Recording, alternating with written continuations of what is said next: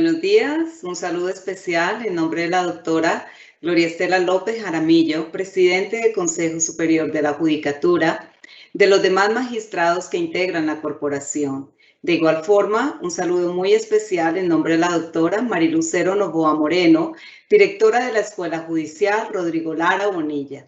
Sean todos bienvenidos a esta conferencia virtual denominada Técnicas de Archivo y Gestión Documental, que hace parte del ciclo de capacitación en competencias de los empleados administrativos y judiciales.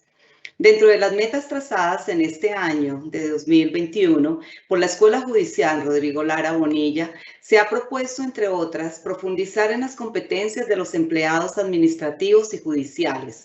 Es así como continuamos con este tema tan relevante que dará las respuestas a las múltiples preguntas que los servidores judiciales han realizado de las dos conferencias virtuales anteriores.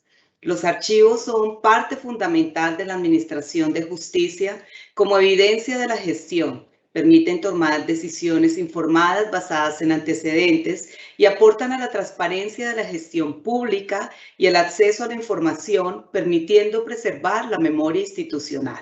La conferencia del día de hoy tiene como propósito retomar algunos elementos conceptuales y metodológicos de la gestión documental, con el fin de complementar aspectos que han sido de especial interés para los asistentes para una adecuada administración de sus documentos en cada uno de los despachos judiciales del país. El día de hoy contamos de nuevo con la participación del doctor Alexander Colmenares Barón, administrador de empresas de la Universidad Nacional. Ha trabajado para instituciones públicas y privadas del orden nacional y distrital en calidad de formador, asesor y consultor para la planeación, coordinación y ejecución de proyectos de gestión documental. En la actualidad se desempeña como jefe de gestión documental del Centro de Documentación Judicial CENDOC. En este sentido, damos continuidad a las conferencias anteriores que se han desarrollado sobre gestión documental. Damos nuestra bienvenida al doctor Alexander Colmenares Barón. Es un gusto tenerlo de nuevo con nosotros. Tiene el uso de la palabra. Gracias, doctora Mónica. Muy buenos días. Un especial saludo a la doctora Gloria Estela López Jaramillo, presidente del Consejo Superior de la Judicatura, a la doctora Marilucero Novoa Moreno, directora de la Escuela Judicial Rodrigo Lara Bonilla, a usted, doctora Mónica, a todos los servidores judiciales y demás personas que a esta hora se encuentran conectadas a esta videoconferencia. Como usted bien lo presentaba, doctora Mónica, vamos a retomar algunos temas que tratamos en anteriores ciclos de videoconferencias sobre este tema, pero que, teniendo en cuenta el gran interés que ha suscitado por parte de los servidores judiciales y demás participantes, vamos a reforzar, complementar alguna de las informaciones sobre estos temas que se han tratado anteriormente para que tengamos una mayor claridad sobre todos estos aspectos, digamos, de tanta relevancia para la gestión cotidiana, tanto en unidades de tipo administrativo como en despachos judiciales. Para el efecto, entonces, me voy a permitir compartir mi pantalla y daremos inicio a la presentación. Muy bien. En ese sentido, y teniendo en cuenta pues, que la temática el contexto es el mismo de estos ciclos anteriores que se han brindado, tiene por nombre Técnicas de Archivo y Gestión Documental. Y vamos a comenzar recordando que tanto esta videoconferencia como las anteriores sobre este tema que se han brindado tienen como objetivo ofrecer a los servidores judiciales herramientas conceptuales y metodológicas para la implementación concretamente de las tablas de retención documental y la organización de archivos de gestión en el marco de la política institucional de archivo establecida en el Acuerdo 10784 del año 2017. Luego comenzaré recordando el modelo básico de funcionamiento de el sistema de archivos en la rama judicial. Modelo que además pues no es exclusivo de la rama judicial, es adoptado por la rama judicial, pero pues es el que está implementado en toda la administración pública del país, que comprende básicamente el paso de los documentos a través de tres fases durante toda la existencia de los documentos. Tres fases que inician en una primera que se denomina archivos de gestión. Los archivos de gestión, recordemos, son todos los que tenemos en nuestras propias oficinas o en nuestros propios despachos. Es la fase durante la cual los documentos están en permanente uso, están en trámite, se están conformando, se están consultando permanentemente y por tanto están en los propios despachos o en las propias oficinas. Los documentos que allí se producen y que allí se conservan tienen ciertos valores. Todo documento tiene uno o varios valores para la administración. Algunos de ellos pueden ser valores administrativos, valores fiscales, valores legales, valores contables. Todos ellos se denominan valores primarios, los valores que de inmediato adquieren los documentos desde el mismo momento en el que se producen. Estos valores pueden ser algunos de menor duración, otros de mucha mayor duración, es decir, que ameritan que el documento se conserve durante varios años antes de poderse eliminar o conservar definitivamente. Los despachos judiciales y en general cualquier tipo de unidad administrativa o judicial no tienen la infraestructura necesaria ni están diseñados para conservar archivos a lo largo o producidos durante muchísimos años. No tienen el espacio, no tienen la infraestructura, no tienen las condiciones necesarias para ello. Por eso existe en la administración una siguiente fase de archivo que se denomina archivo central. Ustedes los conocerán, en cada una de las seccionales se administra un archivo central en el que se cuenta ya con condiciones de espacio mucho mayores y de infraestructura más equipada, digamos, para la conservación de los documentos. Esa fase de archivo a donde los diferentes archivos de gestión van a transferir sus documentos una vez han cumplido los tiempos de retención que se establecen en las tablas de retención documental. Y van a estar en ese archivo central ¿hasta cuándo? Hasta cuando se agoten esos valores primarios. ¿Y cuándo se agotan esos valores primarios? Se agotan cuando en los tiempos que ya están establecidos en las tablas de retención documental. No hay una norma, no hay una sola norma que nos diga cuál es el tiempo de duración de los expedientes. Esos tiempos de duración surgen de todo un análisis integral de procedimientos, manuales internos y diferentes normas que son aplicables, normas tanto internas como externas que son aplicables a los documentos, y a partir de todo ese análisis integral se llega a establecer un número de años en los que deben conservarse los documentos. Ese número de años pueden ser 5, 10, 20 años o más en algunos casos. Esos documentos van a estar allí en ese archivo central. Retomando entonces un poco, recordemos que en los archivos de gestión los documentos van a permanecer por tiempos relativamente cortos, 1, 2 años, y posteriormente van a estar en el archivo central por el número de años necesarios para cumplir esa totalidad de tiempo que se requiere tener los documentos. Nos han preguntado, por ejemplo, si es obligatorio que se realicen transferencias desde los archivos de gestión a los archivos centrales. La respuesta es sí. El modelo conceptual de este ciclo de vida del documento se debe cumplir por lo que mencionaba anteriormente, porque los archivos de gestión, ningún archivo de gestión está preparado para conservar archivos por muchos años o indefinidamente.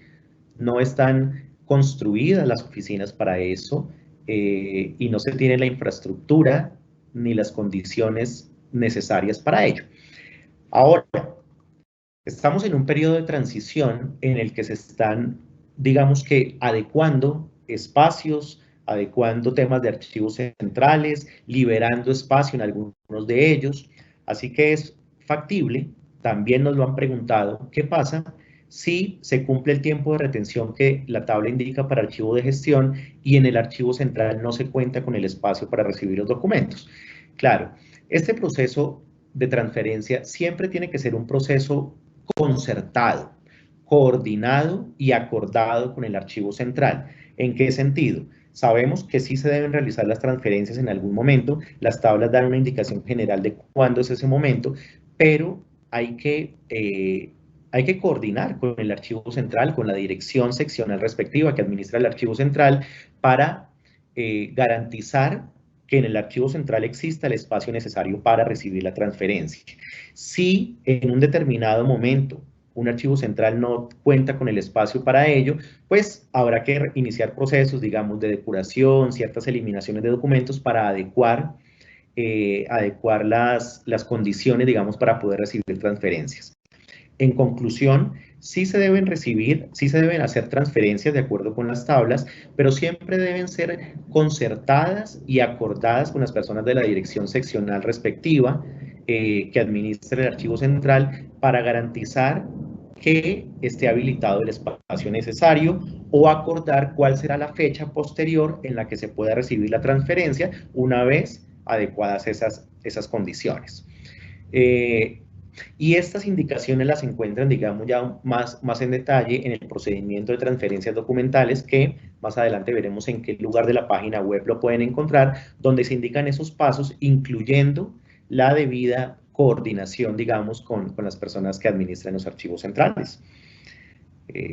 Va a haber una última etapa, una etapa posterior al archivo central, que se denomina el archivo histórico, a donde ya va a llegar un porcentaje mucho menor de documentos que adquieren otros valores, que tienen valores históricos, culturales, científicos, digamos así, los documentos más relevantes para la administración por lo que representan para la administración de justicia y para la ciudadanía en general o para la investigación académica o científica. Entonces, esa es una etapa posterior, pero para garantizar que esos documentos más relevantes lleguen en buenas condiciones y lleguen, en general lleguen en buenas condiciones a la etapa de archivo histórico, pues debemos garantizar que en estas dos primeras etapas, archivo de gestión y archivo central, hayamos dado un tratamiento adecuado, cumpliendo, digamos, unas metodologías y unas pautas estándar para los documentos, de manera que los tengamos en las mejores condiciones para preservarlos como parte del patrimonio documental judicial en esa última etapa del archivo histórico. Muy bien. Recordemos también que la tabla de retención documental es el instrumento legal y técnico en el que se consigna la producción documental de cada despacho o de cada unidad administrativa. Cada uno de ellos tiene una tabla de retención documental que le indica cuáles son los documentos que debe conservar, le indica cuánto tiempo deben conservarlos en la etapa de archivo de gestión, indica cuánto es el tiempo que se van a conservar en la etapa de archivo central y por último indica qué se va a hacer con esos documentos una vez concluida su conservación en el archivo central. Algunos de ellos se van a eliminar porque han agotado sus valores, otros van a pasar a ese archivo histórico y de otros se va a hacer una selección para conservar una muestra. Y por último, hay unos procesos de digitalización que también se indican en las tablas. Ese es el instrumento, digamos, base para la clasificación, para la organización y para regular el paso de los documentos entre las distintas fases de archivo. Entonces, por eso es tan importante que las tengamos presentes. Recordemos que están publicadas en el sitio web institucional en la dirección, en el vínculo que vemos en pantalla en la nota de color amarillo. Igual al final de esta presentación vamos a ver un slide donde están los diferentes sitios web con el material que es de mayor interés para los servidores judiciales para adelantar estos procesos. Hemos recibido también diversas inquietudes frente al alcance de las tablas de retención documental como instrumento. Desde cuándo las implementamos, qué pasa con los documentos anteriores. Frente a eso, recordemos que las tablas de retención documental fueron aprobadas por el Consejo Superior de la Judicatura o actualizadas para quienes ya las tenían en el año 2019, tal vez en junio del año 2019. Entonces, la indicación que se ha dado y pues de acuerdo con la naturaleza de este instrumento es que se deben aplicar para los expedientes que para ese año estuvieran vigentes, estuvieran activos o se hayan cerrado pues en ese mismo año, y para todos los que se produzcan de ese año en adelante. Porque las tablas de retención documental reflejan la estructura actual, los procedimientos y la producción documental actual de las diferentes unidades y los diferentes despachos. En esa medida, es el instrumento para normalizar, para regular y para controlar la producción documental actual de las unidades y los despachos. ¿Qué pasa con los documentos que existen, que eventualmente todavía tienen los despachos o que ya están en fase de archivo central, que existen anteriores a ese año, 5 años atrás, 10 años, 20 años, 30 años atrás? Todos esos documentos que en algún momento también requieren un tratamiento, en algún momento se dará ese tratamiento técnico, se dará ese tratamiento a partir de otro instrumento que se denomina tablas de valoración documental. ¿Cuál es la diferencia entonces entre las tablas de valoración documental y las tablas de retención documental? Reitero, las tablas de retención documental reflejan las condiciones actuales de la administración, reflejan la estructura orgánica actual, reflejan los procedimientos actuales y reflejan las denominaciones actuales de las diferentes categorías de documentos que se producen. Por el contrario, las tablas de valoración documental, que son el instrumento que nos van a permitir, digamos que, normalizar y dar tratamiento a todos los documentos hacia atrás en la historia, se van a construir a partir de una reconstrucción histórica de la entidad, de cómo ha funcionado, de cuál ha sido su estructura orgánica, sus procedimientos, sus denominaciones en los periodos históricos anteriores, y van a reflejar esa realidad de épocas pasadas. Esa es la gran diferencia. En lo otro, en sus fines, son documentos equivalentes, es decir, en ambos vamos a poder ver la producción documental, la clasificación documental de las diferentes unidades, vamos a poder ver cuánto tiempo se deben conservar los documentos y vamos a poder ver, establecer qué se debe hacer con los documentos después de sus periodos de conservación. Entonces, la diferencia es que las tablas de retención reflejan una realidad actual y las tablas de valoración, que aún no están construidas, se van a construir, se van a comenzar, digamos, a construir próximamente. Las tablas de valoración reflejan esas realidades de épocas pasadas para administrar lo que se conoce como el fondo documental acumulado. En esa medida, bueno, pues las unidades entonces ya cuentan con sus tablas de retención para la administración de los documentos recientes. Si una unidad o un despacho por alguna razón todavía tiene documentos de épocas pasadas, es decir, fondo documental acumulado en su propio archivo de gestión, la indicación es también poder concertar con el respectivo archivo central la transferencia de esos documentos del fondo documental acumulado para que se conserven allí en el archivo central. Esa transferencia de ese fondo documental acumulado pues ya no va a estar basada en los tiempos de las tablas de retención, porque como acabamos de indicar, no les aplica ese instrumento, pero sin embargo sí se debe gestionar y se debe solicitar una transferencia para que puedan ser resguardados esos fondos acumulados en los archivos centrales, para que cuando tengamos construido y aprobado el instrumento apropiado, que son las tablas de valoración, se les pueda dar tratamiento. La tabla de retención como instrumento, entonces, requiere de una implementación, es decir, se requiere por parte de todos los servidores judiciales en cualquier unidad o despacho judicial que estén, si tienen responsabilidades frente a la producción, a la gestión, a la organización de documentos, aplicar una serie de pasos muy sencillos para organizar esos documentos. Organización que va a servir pues para tener control sobre la información, para poder responder oportunamente cualquier solicitud y además para tener una estandarización de manera que cuando lleguen a los archivos centrales se continúe, digamos, con ese control por parte de quienes administran un archivo central. Porque si todas las unidades organizáramos de maneras diferentes o con diferentes criterios los documentos, pues realmente dificultaría enormemente el control y el acceso a la información cuando ya se han reunido todos los documentos en la fase de archivo central. Esos pasos para la organización de los documentos los encontramos en un instructivo que se denomina implementación de las tablas de retención documental para la organización de los archivos de gestión. Instructivo que está, digamos, aprobado en el marco de los documentos del SIGMA, del Sistema de Gestión de Calidad Institucional, y que ustedes pueden encontrar y acceder a través de la ruta que se encuentra en pantalla, entrando por el sitio web de la rama judicial. Ingresamos al sitio web del SIGMA, allí va a haber una opción que dice documentos actualizados, y dentro de documentos actualizados ingresamos al proceso de gestión documental.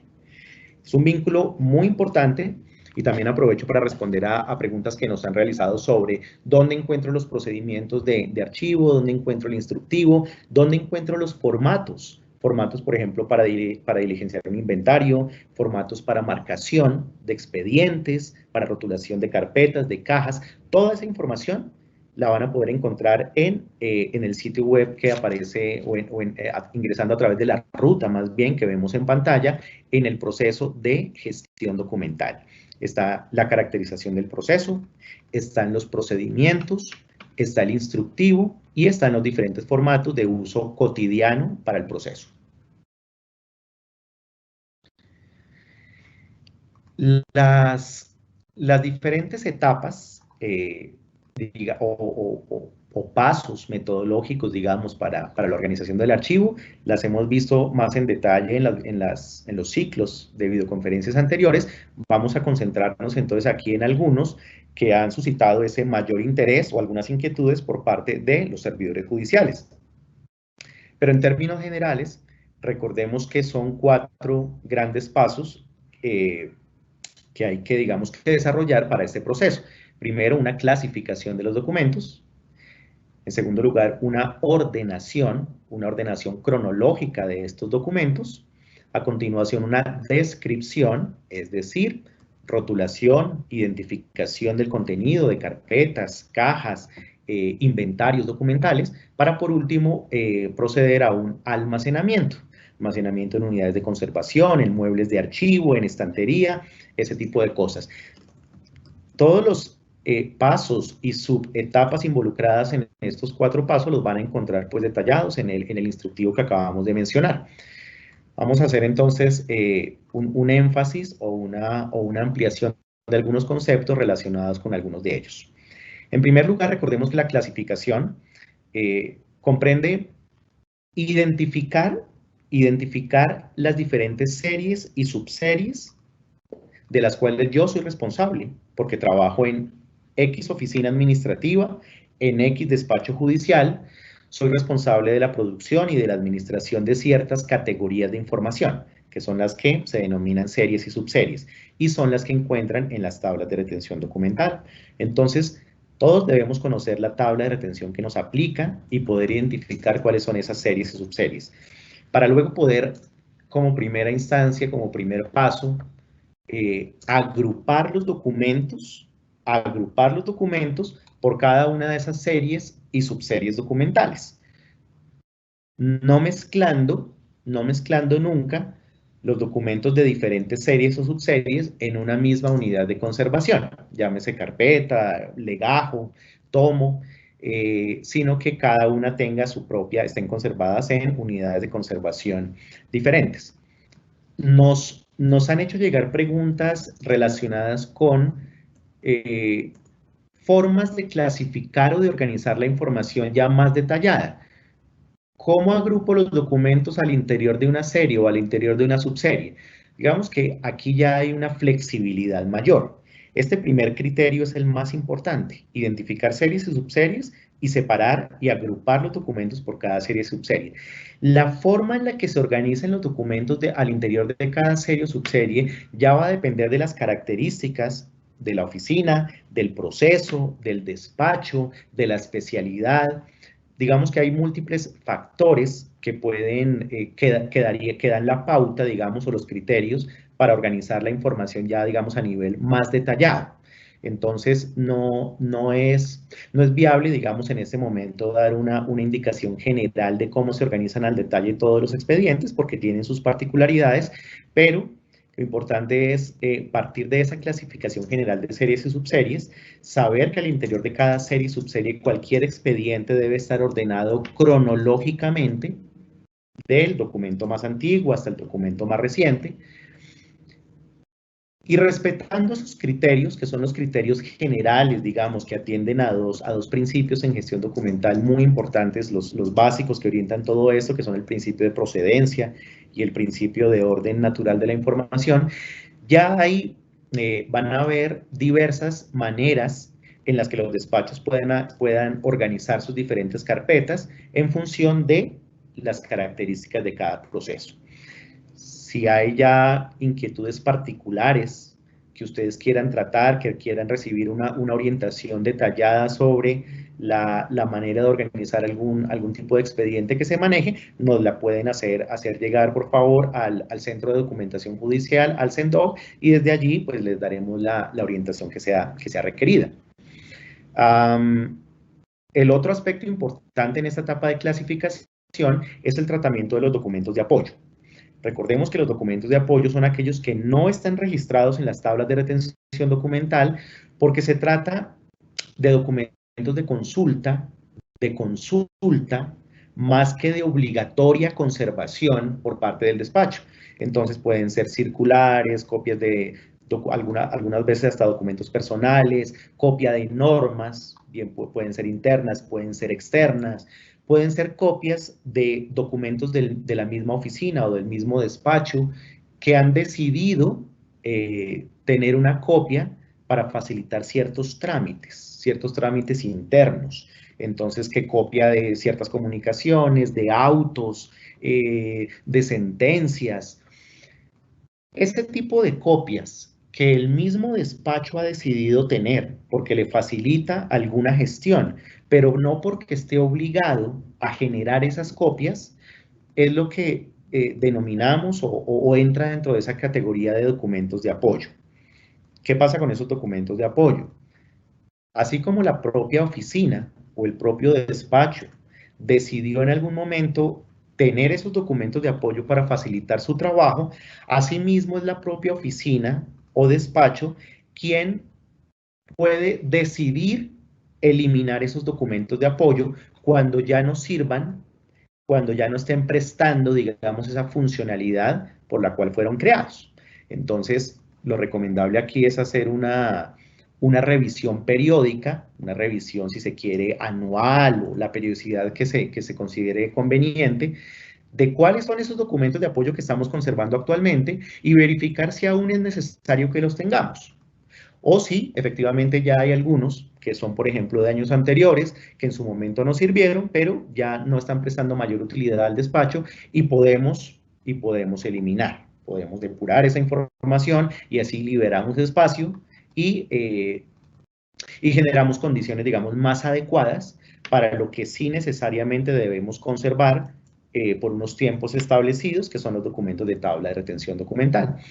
Esos procedimientos de eliminación de documentos de apoyo se pueden realizar al interior de la propia oficina o del propio despacho, diligenciando un acta con la relación de la información que se va a eliminar, con la debida justificación y acta que debe ser firmada, digamos, por el responsable de esa oficina o el despacho, la cabeza, quien ocupe el cargo, digamos, más alto de esa unidad. De esa manera dejamos trazabilidad del procedimiento para cualquier consulta o necesidad, digamos, posterior. Pero entonces sí es importante que hagamos una revisión periódica de estos documentos de apoyo para que no se crezcan, ¿no? Ese volumen documental no se crezca ilimitadamente y de pronto le estemos restando espacio a los documentos que sí forman parte del archivo de gestión y que en algún momento debemos transferir al archivo central. Porque recordemos también que los documentos de apoyo nunca se deben transferir al archivo central. Al archivo central solo se deben remitir aquellos documentos que están registrados en tabla de retención documental, es decir, que forman parte del archivo de gestión de la unidad. Bien. Retomemos entonces algunas indicaciones básicas de la actividad de numerar las diferentes hojas o folios que conforman un expediente, es decir, la actividad de foliar los documentos. hemos indicado que la foliación de los documentos se debe realizar, pues es coherente, responde al orden cronológico en el que están los documentos. Entonces, en cualquier expediente, el documento más antiguo, ese primer folio que dio origen al expediente, digámoslo así, va a tener el folio número 1 y de ahí en adelante se van a ir numerando las diferentes hojas o folios que conforman el expediente. Recordemos que se trata de una foliación, una foliatura, que es la numeración de hojas, no de páginas. Entonces, aunque el documento, aunque la hoja tenga información por ambas caras, solo se numera la primera cara, la cara del frente, la cara anterior. No el anverso, no la cara posterior de la hoja, aunque ella tenga información. Nos han preguntado sobre la indicación que vemos aquí en pantalla que se debe numerar, bueno, se debe numerar en la parte superior derecha de los documentos y siempre se recomienda en términos generales la foliación a lápiz de mina negra. Entonces, nos han preguntado diversos despachos y es completamente comprensible y pertinente la pregunta de qué pasa si por razones de seguridad del expediente, por su misma movilidad, por su misma naturaleza, digamos, de contener piezas muy delicadas, no se considere suficiente la foliación o adecuada la foliación a lápiz, sino que se requiera una foliación o una foliatura en tinta permanente. Hemos dicho que es perfectamente posible. Quiero reiterar en este momento. La recomendación en general es que se haga la foliación a lápiz, pero si por las características del expediente se requiere foliar en tinta, eso es técnicamente posible, no genera, digamos, mayores inconvenientes, teniendo en cuenta unas recomendaciones muy básicas, que se use una tinta lo más estable posible. ¿Cuáles son las tintas más estables? Las de los esferos o los lapiceros normales, de uso común en el mercado, que utilizamos en el día a día. Que sea una tinta negra, recomendablemente, para garantizar siempre que las máquinas de digitalización puedan reconocer fácilmente esa escritura o ese dato. Y cuando hablamos de tintas estables, entonces recordemos más bien qué tipo de tintas son inestables y pueden generar manchas o pueden generar que se corran esas tintas con el tiempo. Las tintas, por ejemplo, de resaltadores, las tintas de plumas, plumígrafos, rapidógrafos, ese tipo de tintas especiales no son las recomendadas para hacer cualquier anotación en el documento porque tienen una inestabilidad, digamos, a través del tiempo que va a hacer que se generen manchas con mucha mayor probabilidad que si utilizamos una tinta de uso común en el mercado. Esa sería como la respuesta a esa inquietud, pero entonces sí se puede hacer la numeración en tinta con esas características que acabo de mencionar. Recordemos también pues, que la numeración va desde el número 1 hasta el que corresponda, independientemente del número de tomos del expediente, porque si el expediente está repartido o dividido en diferentes cuadernos o tomos, porque es muy grande, eso no hace que deje de ser un mismo expediente. Entonces, cuando estamos hablando de un mismo expediente que por tamaño se ha dividido, pues tener siempre presente que en ese mismo sentido la foliación debe ser continua. No la podemos partir porque al final el último folio debe dar cuenta de la totalidad del expediente. En ese sentido, si tenemos cualquier tipo de expediente que, por ejemplo, está distribuido en 2 cuadernos o en 2 tomos, en ese caso, y siguiendo la pauta general de 200 folios por tomo, la numeración iría del 1 al 200 y el segundo tomo comenzaría desde el 201 hasta el 400. Estos no son, no quiere decir que sean números que se deban asumir como una camisa de fuerza de manera muy estricta. Si un expediente total tiene, por ejemplo, 220, 230, 250 folios, es decir, que no excede en un porcentaje demasiado alto el número indicado, pues perfectamente se puede conservar en un solo cuaderno. o en un solo tomo. No quiere decir que necesariamente al folio 200 yo debo cortar. No, pues hay que ver, y si el número no excede mucho en eso, pues puedo hacer un único cuaderno.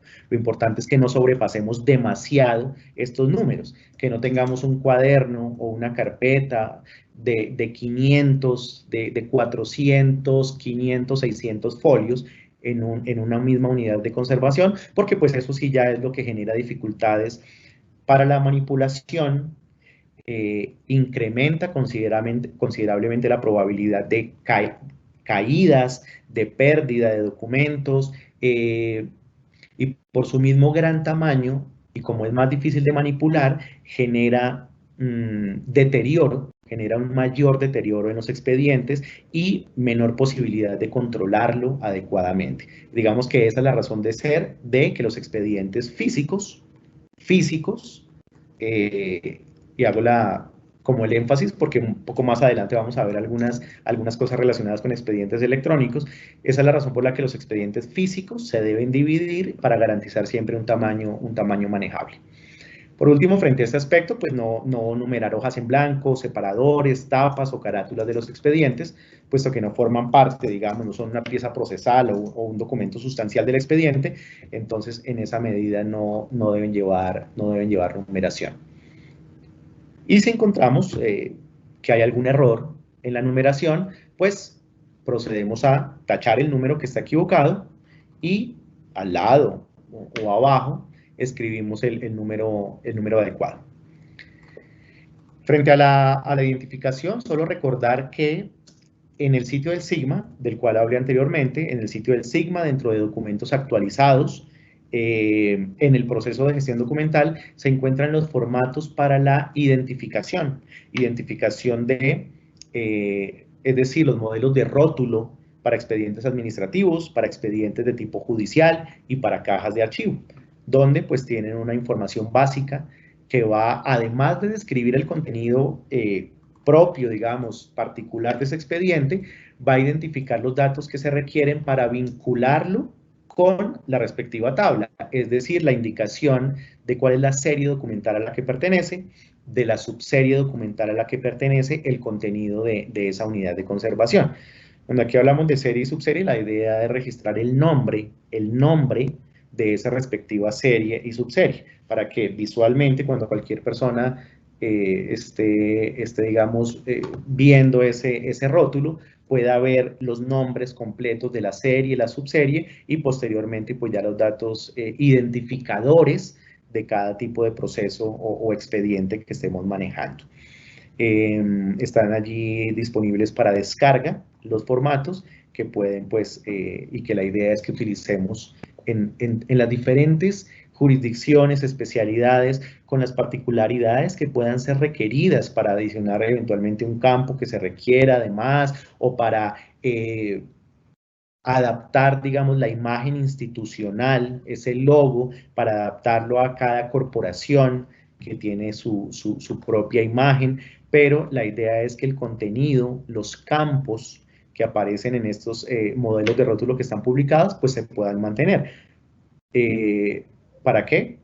Para los mismos fines que hablábamos antes, para tener una estandarización general a nivel de rama judicial, y que a la hora de que los expedientes salen de sus propias oficinas y llegan a grandes archivos centrales, allá no tengamos una multiplicidad de formas de identificar los expedientes, porque digamos que sería una especie de torre de Babel que dificultaría a quienes administran esos archivos centrales reconocer fácilmente, digamos, y poder ubicar fácilmente los expedientes. Entonces, es la razón por la que cada vez se busca pues mayor estandarización en este tipo de procedimientos.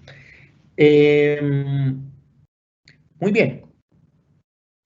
Hasta aquí hemos recordado entonces aspectos conceptuales que son aplicables a cualquier tipo de documento independientemente de su soporte, como el ciclo vital del documento, como la necesidad de estandarizar procedimientos, de estandarizar y de implementar buenas prácticas, y hemos visto algunos aspectos propios de la gestión de los documentos físicos, como el hecho de los rótulos que deben ir pues, con los expedientes físicos, como la foliación o la numeración, digamos, de documentos en soporte papel, de documentos físicos, ese tipo de cosas.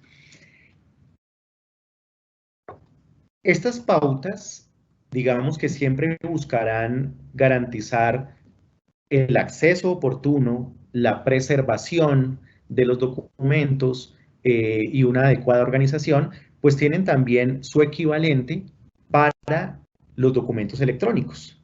Recordemos que en el marco y desde el año pasado, con mucha más fuerza, por los motivos que todos conocemos, digamos, derivados de la pandemia, cada vez más y se están manejando documentos de naturaleza electrónica, documentos que nacen electrónicamente, y por eso se ha expedido también por parte del Consejo Superior de la Judicatura un protocolo para la gestión de documentos electrónicos, que en este primer momento, en esta primera etapa, está muy dirigido, muy enfocado a los expedientes judiciales electrónicos.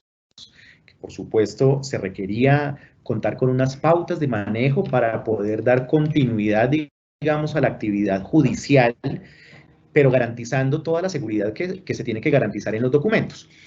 Ese protocolo, entonces, se expidió en su primera versión en julio del año 2020 y recientemente, en febrero de este año, se actualizaron algunos elementos del protocolo a través de la circular número 6, pues PSSJC 216 de febrero de este año. Y el objetivo del protocolo, entonces, de manera digamos, similar o equivalente al instructivo de implementación de tablas, el objetivo del protocolo es brindar parámetros y estándares para la producción, gestión y tratamiento de documentos y expedientes electrónicos con el fin de contribuir a garantizar su autenticidad, integridad, fiabilidad y disponibilidad durante su ciclo de vida, en el marco de las medidas adoptadas por el COVID-19 y la transformación digital de la justicia. Entonces, muy importante, porque son unas pautas que nos van a permitir además no solo saber cómo debemos clasificar y organizar la información, sino qué tipo de lineamientos debemos seguir y qué tipo de buenas prácticas debemos seguir. ¿Para qué? Para que los documentos electrónicos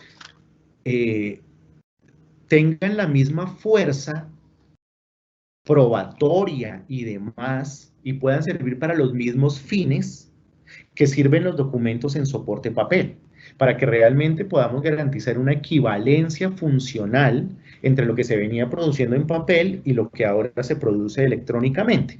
Esa equivalencia funcional, digamos que pasa por garantizar esas características de autenticidad, integridad, fiabilidad y disponibilidad de todos los documentos. Y así como para implementar tablas de retención documental en expedientes o en documentos en soporte tradicional como lo es el papel, pues hay un documento, hay un protocolo también que guía en este momento a todos los despachos judiciales sobre cuáles son esas pautas que se deben seguir para estos documentos en soporte electrónico. Entonces vemos aquí en la nota, como nota importante, que la gestión de expedientes judiciales electrónicos se realiza con base en el protocolo adoptado por el Consejo Superior de la Judicatura y publicado en el sitio web institucional. ¿Dónde pueden encontrar este protocolo? En el sitio web de la rama judicial, en el home, en el primer acceso que tenemos cuando ingresamos a la rama judicial. Hay un vínculo, hay un espacio muy resaltado que se denomina transformación digital. Y dentro de ese espacio de transformación digital hay algunos documentos orientadores de estos procesos y uno de ellos es este documento que es el protocolo para la gestión de documentos electrónicos que tiene esta imagen que vemos en pantalla. Igual que como veíamos para los expedientes en papel, también hay un ciclo para la administración de documentos electrónicos, hay unas pautas para producirlos adecuadamente, hay unas pautas para conformar el expediente, hay unas pautas para identificar los documentos y carpetas electrónicas y hay unas pautas para controlar adecuadamente esos expedientes. Previamente, también a través de estos ciclos de capacitación en coordinación con la Escuela Judicial, esto fue tal vez en el último trimestre o en los meses del año, el segundo semestre del año pasado, en cualquier caso, se dieron también unas capacitaciones, unas videoconferencias más amplias sobre la implementación del protocolo para la gestión de documentos electrónicos. Entonces, igual que como hicimos en la sección de tablas de retención, vamos a ver aquí solo algunos aspectos que nos han sobre los cuales nos han hecho preguntas, digamos, frecuentes y transversales y que nos sirve para poder aclarar o complementar alguna información. En cualquier caso, recuerden que para el efecto de gestión de documentos electrónicos y de este protocolo, tenemos un correo electrónico específico en el que permanentemente recibimos y damos respuesta a las inquietudes que los despachos nos presentan frente a este tema. Al final de la presentación, también en ese slide vamos a ver recordar, digamos, cuál es ese correo electrónico. Cuando hablamos entonces de esta nueva realidad, digamos, de gestionar documentos a partir o en este nuevo soporte electrónico, en esta etapa de transición tenemos tres escenarios. Vamos a realizar gestiones sobre ciertos expedientes que iniciaron en soporte papel y que aún no se han digitalizado. Vamos a tener expedientes que iniciaron en soporte papel porque ya estaban creados, digamos, desde antes de las medidas adoptadas como respuesta, digamos, a la pandemia y a las dificultades de acceso a las sedes judiciales. Entonces son procesos que ya se venían conformando en soporte papel. Y ese segundo escenario es que esos expedientes, aunque nacieron en papel, ya están siendo digitalizados o ya están digitalizados, bien sea porque el propio despacho con sus propios recursos pudo avanzar en ese proceso, o bien sea porque ya a través de las empresas que están contratadas en cada seccional para ejecutar el Plan Nacional de Digitalización, puede hacer que ya se digitalizaron esos documentos. Y el tercer escenario es que ya tengamos expedientes completamente electrónicos, nativos electrónicos, expedientes que nacieron en los últimos meses, cuando ya se contaban con estas medidas, con estos protocolos, con estas indicaciones, y por tanto ya no cuentan con una parte en papel, sino están completamente en soporte electrónico. La pregunta tal vez más frecuente frente a estos tres escenarios es, ¿qué pasa con aquellos que nacieron en papel y que ya están digitalizados?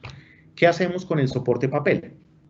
Aquí la aclaración, digamos, fundamental es, y esto está, digamos, escrito de esta manera explícita en el protocolo, es que cuando el expediente inicia o ha iniciado con documentos en soporte papel y ya fueron digitalizados, la parte del expediente que se encuentra en soporte papel se debe seguir manejando con las mismas pautas y controles que se venían manejando tradicionalmente, y se debe seguir conservando según el plazo establecido en las tablas de retención documental.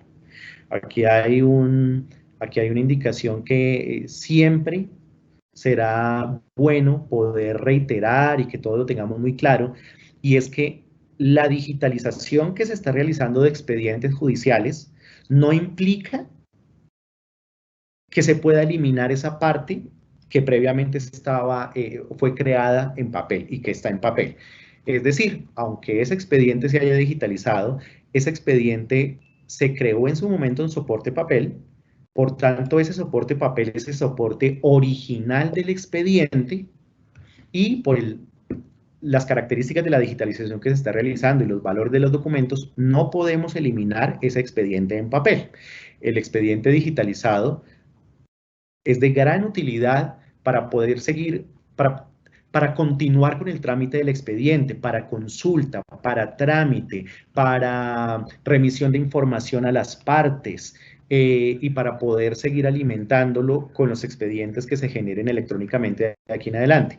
Pero no podemos eliminar el soporte papel, y en ese sentido se tiene que seguir conservando por el tiempo que indican las tablas, por las dependencias o por los despachos en sus diferentes instancias, a quien le corresponda, por las normas procesales, digamos, vigentes, a quien le corresponda la custodia del expediente, como tradicionalmente se venía haciendo, le seguirá correspondiendo la custodia de ese expediente en papel hasta que se cumplan esos tiempos de las tablas y pueda ser remitido al archivo central.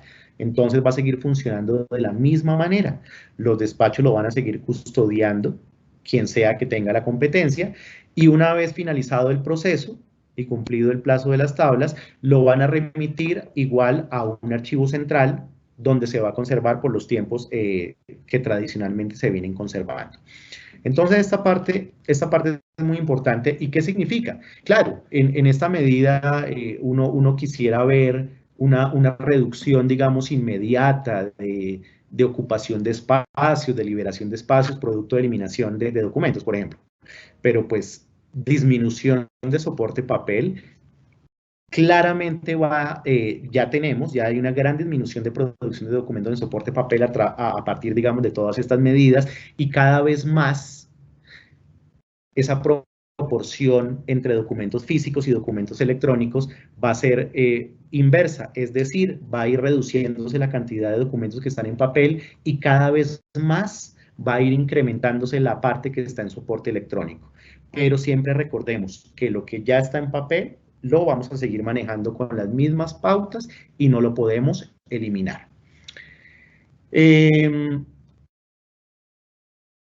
el protocolo se establece, digamos, a manera de ejemplo, como podría ser una estructura de los expedientes electrónicos, y fijémonos que es muy interesante que en esto mantenemos criterios que son aplicables tanto al papel como a lo electrónico. Es decir, siempre hay que hacer una clasificación inicial, y es lo que vemos aquí en la parte izquierda, clasificación inicial por serie y subserie documental. Cualquier expediente que tengamos debe estar asociado a una respectiva serie o subserie documental, que son esas primeras carpetas que vemos aquí. En lo electrónico, dentro de estas series y subseries, van a estar las carpetas que contienen todos los documentos del proceso, y que esa carpeta va a estar identificada con los 23 dígitos del código único que identifica ese proceso o ese expediente de proceso judicial. Y dentro de las carpetas identificadas con los 23 dígitos de ese código, ya vamos a encontrar una posibilidad de conformar subcarpetas dependiendo de las necesidades o características de cada proceso. Esto que vemos aquí como primera instancia, segunda instancia, dentro de primera instancia un cuaderno principal, un cuaderno de incidentes, un cuaderno de medidas cautelares. Esto es solo un ejemplo. No quiere decir, por supuesto, que todos los expedientes deban tener esa misma estructura. Esto va a variar. Hay muchos expedientes sencillos, de única instancia, o que no tienen trámites especiales y por tanto solo tendrán una carpeta de un cuaderno o un cuaderno principal. Hay otros expedientes de mayor complejidad y que requerirán para organización de la información crear subcarpetas, pero todo esto va a depender de las necesidades propias del despacho y de las características del expediente. Lo que se presenta entonces en ese protocolo, esa manera de ejemplo de que se vea la posibilidad de crear estas subcarpetas cuando sea necesario. Y dentro de cada carpeta o subcarpeta, pues ya vamos a encontrar, como vemos en la derecha, la relación de los diferentes archivos en formatos estándar, en este caso como son documentos de texto en formato PDF, o más bien que son las diferentes piezas procesales que conforman el respectivo expediente. Y como vemos, se les antepone una numeración consecutiva dependiendo, justamente atendiendo la lógica o la secuencia natural del trámite. Primero se recibe una demanda, después hubo un acta de reparto, un acto de admisión. Esto nuevamente pues es solo, digamos, un ejemplo sencillo, pero lo importante es que en cada especialidad, en cada jurisdicción, en cada despacho judicial, dependiendo pues del trámite y de cómo se hayan ido generando los documentos, pues en ese mismo orden se van a ir generando, se van a ir denominando y se van a ir incorporando en un expediente judicial. Hay un instrumento pues, del que hemos hablado previamente, muy importante para esta gestión de documentos electrónicos, que es el índice del expediente judicial electrónico. El índice pues, es un mecanismo, digamos, para identificar y controlar la totalidad de documentos que conforman un expediente electrónico, y además para poder vincular, para poder relacionar los diferentes documentos que puedan no estar allí mismo en esa carpeta del expediente. Por ejemplo, audiencias virtuales. Las audiencias virtuales, y es una pregunta también que recurrentemente nos han hecho, y aprovecho para aclararlo. Las audiencias virtuales ya están almacenadas, conservadas e identificadas en otro repositorio institucional. En otro repositorio institucional, puede ser, bueno, Cícero o el nombre, digamos, de la plataforma que tenga, la denominación actual que tenga esa plataforma o repositorio para el almacenamiento de audiencias virtuales. Como ese es un repositorio institucional, es decir, está bajo las mismas pautas y políticas de seguridad, de acceso, que se controlan al interior de la rama judicial, pues no es necesario que una audiencia virtual que ya está allí en otro repositorio, la copiemos y la peguemos también en nuestro repositorio del expediente electrónico, porque pues estaríamos duplicando información de manera innecesaria. Lo que hay que hacer en estos casos es que se documenta la existencia de esa audiencia virtual a través de un formato muy sencillo como de testigo, como de referencia cruzada, y se indica en el índice el repositorio en el que se encuentra la información. Si esa información no tiene clasificación o no tiene reserva, es decir, si esa audiencia se puede acceder públicamente, en el índice, en el campo de observaciones, también se puede indicar la dirección URL en donde se puede acceder a esa audiencia virtual. Y asimismo habrán otros documentos que, por ejemplo, por su gran formato, no puedan ser digitalizados, o al menos no en este momento, como, no sé, mapas, planos, o de hecho otro tipo de elementos que ni siquiera son en papel, como ciertos objetos o elementos que puedan ser parte de un proceso. Esos documentos que por supuesto no se pueden digitalizar y no van a estar en la carpeta, entonces también se diligencia un formato para relacionarlos y que a través del índice podamos tener el control de todo lo que forma parte del proceso, aunque algunas de esas piezas no estén propiamente allí, sino que hayamos referenciado el lugar en donde se encuentran. Entonces, índice, muy importante instrumento para el control de expedientes judiciales. Vemos que el índice igual se guarda en la misma carpeta donde están los demás documentos del expediente, solo que se le antepone el número 00. ¿Para qué? Primero, para que siempre nos aparezca en primer lugar y sea ese instrumento, ese documento de control, que sepamos que siempre está en la primera posición dentro de la carpeta. Y segundo, pues es un 00 porque el índice no es una pieza procesal, en estricto sentido. El índice es un instrumento de control. Entonces, las piezas procesales del expediente sí van a ir numeradas desde el 01, pero pues el índice siempre va a tener el número 00. Alguien en algún despacho nos preguntaban si algún instrumento equivalente se podría usar para los expedientes en papel. Sí, no está indicado, digamos, para la generalidad de los expedientes en ese momento, pero sí, por razones de tener un mayor control sobre expedientes físicos, un despacho quiere implementar algo que se denomina hoja de control, que sería como este equivalente, y es decir, una hoja en donde sea a manera de índice, se identifiquen los documentos que forman parte del expediente físico. Perfectamente se puede hacer, esa hoja se incorporaría, digamos, al inicio del expediente y no llevaría número de folio, igual que en este caso, no sería un folio 01 porque no es una pieza procesal, pero entonces el instrumento se puede hacer perfectamente para los despachos que lo consideren necesario. Por último, mencionar que en esta etapa de transición, se está utilizando OneDrive, la herramienta, el repositorio de OneDrive para el almacenamiento de los expedientes. Es una etapa de transición porque en este momento ya está, digamos, avanzando la parametrización de herramientas especializadas por parte de la Dirección Ejecutiva de Administración Judicial. Se está avanzando en la parametrización de herramientas especializadas como un repositorio de información y un gestor documental, al que posteriormente toda esta información que actualmente tenemos en OneDrive se va a migrar. Se va a migrar a esas otras herramientas especializadas para conservar con mayores niveles de oportunidad, de seguridad, de funcionalidades la información que se está produciendo. En su momento, pues de parte de la Dirección Ejecutiva se informará oportunamente, digamos, la entrada en producción de estas herramientas, pero por lo pronto se está utilizando esta herramienta que también, pues, está, digamos, garantizándose la conservación de los documentos por parte de las unidades de tecnología del Consejo Superior, así como se garantiza la conservación de la información en un correo electrónico o en los otros sistemas de información actuales que se utilizan. Entonces, utilizamos tranquilamente esta herramienta y ya próximamente iniciarán o se adelantarán los respectivos procesos de migración. Y por último, quiero referirme a una pregunta que nos hacían de ¿cuál será el tratamiento en esta nueva realidad, digamos, de documentos electrónicos, de ese ciclo vital, de esas transferencias documentales, de esas etapas de archivo de gestión, archivo central? Es una pregunta muy interesante porque quiero aclarar que el ciclo vital del documento aplica, es decir, esas fases de archivo también aplican para los documentos electrónicos.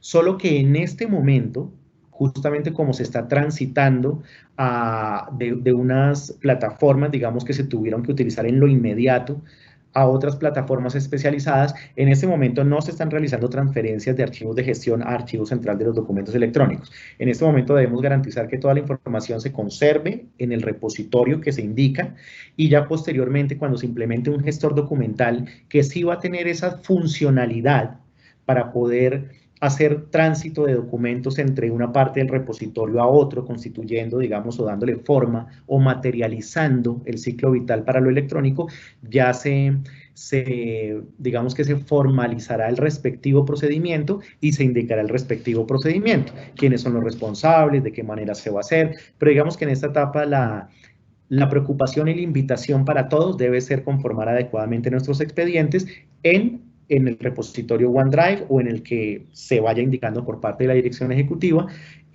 para garantizar que después podamos hacer transferencias. Bien, pues en esta pantalla vemos las diferentes direcciones en donde pueden encontrar el material, primero, de tablas de retención documental para cada despacho. Segundo, dónde están los documentos de calidad del Sigma, es decir, procedimientos, instructivos, formatos. Ahí también está la dirección electrónica en donde se puede encontrar.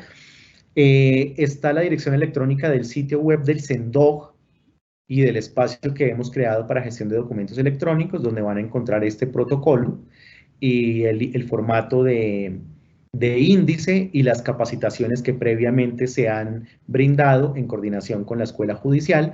Y por último, encontramos aquí en esta pantalla, en este slide, la dirección o el sitio web de YouTube, el canal oficial de YouTube de la Escuela Judicial, en donde pueden acceder también a todo el material de capacitación, tanto en materia de gestión de documentos electrónicos como en materia de técnicas de archivo y gestión documental más enfocadas hacia los documentos en soporte tradicional. Con esto termino recordando, digamos, la gran importancia, como la conclusión general, la gran importancia de adoptar y de implementar estas pautas, estos estándares y estas buenas prácticas para todos los documentos, cualquiera que sea su soporte. Hay unas pautas propias para los documentos en físico, hay unas pautas propias para los documentos electrónicos, pero ambas responden a unos mismos principios generales de gestión documental y a unos mismos fines y objetivos que buscamos pues con la buena administración de los documentos. De parte del CENDOG estaremos atentos a las inquietudes que sigan surgiendo en el proceso y reitero mi agradecimiento a la doctora Mónica, a la doctora Mari Lucero, por permitirnos a través de estos espacios, digamos, de la Escuela Judicial para poder socializar y reforzar estos conceptos. Muchas gracias a todos. Doctora Mónica. Un especial agradecimiento al doctor Alexander Colmenares Barón por su clara y ponderada explicación sobre las técnicas de archivo y gestión documental y dar a conocer la reglamentación de la gestión documental, sus conceptos básicos, los aspectos generales de las tablas de retención documental, para finalmente mostrarnos su aplicación en el archivo de los expedientes judiciales, como parte fundamental de la administración de justicia que aportan a la transparencia de la gestión pública y acceso a la información. Y asimismo agradecer por las preguntas que fueron resueltas hoy, que a través del chat de las anteriores capacitaciones han sido reiteradas y por eso hoy fueron absueltas por el doctor. Muchísimas gracias de nuevo por su participación, doctor.